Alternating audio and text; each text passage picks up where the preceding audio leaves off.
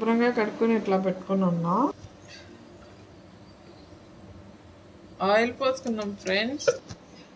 చేపల ఫ్రై కూడా చేసుకున్నాం, కొరమీను ఫ్రై.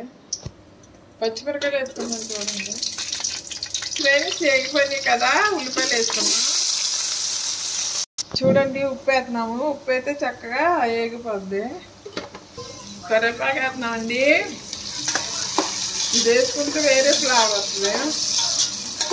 ఇలా గ్లో కలర్ వచ్చే వరకు వేసుకోండి ఫ్రెండ్స్. ఇలా వేగిన తర్వాత అల్లం వెల్లుల్లి పేస్ట్ వేసుకోవాలి. పచ్చివాసన అయ్యే వరకు వేసుకోవాలి ఫ్రెండ్స్. చూడండి శుభ్రంగా కడిగి పెట్టుకున్నాం కదా కొరమీను పిల్లలో. గురకలు అంటారు కదండి, కాలువల్లో దొరుకుతాయి అలాంటి చేపలు అన్నమాట. ఇవి శుభ్రంగా కడిగి పెట్టుకున్నాం కదా ఫ్రెండ్స్. ఇట్లా ఉల్లిపాయలు అల్లం పేస్ట్ అన్నీ ఎగిపోయినాక ఇట్లా వేసుకోవాలి.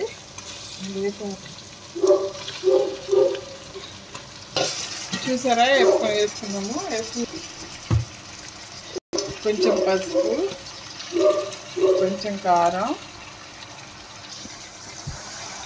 వాటర్ పోసుకోవాలండి. గట్టిపోయి పెట్టి తిప్పుకోకూడదు, ఎందుకంటే విడిపోతాయి చేపలు. కలుపుకోవాలి. కొంతసేపు ఆగిన తర్వాత చింతపండు. చూడండి పులుపు కోసం టమాటా జ్యూస్ వేసాం. చింతపండు పులుపు పోతున్నామండి. చూడండి ఫ్రెండ్స్, రెడీ అయితే ఇట్లా ఉంటుంది కూర. చూడండి ఫ్రెండ్స్,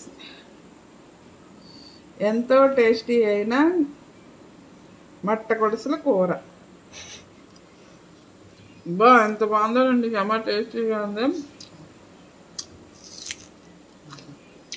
హాయ్ ఫ్రెండ్స్, నచ్చితే లైక్ చేయండి, సబ్స్క్రైబ్ చేసుకోండి, లైక్ కొట్టండి. బాయ్ అండి.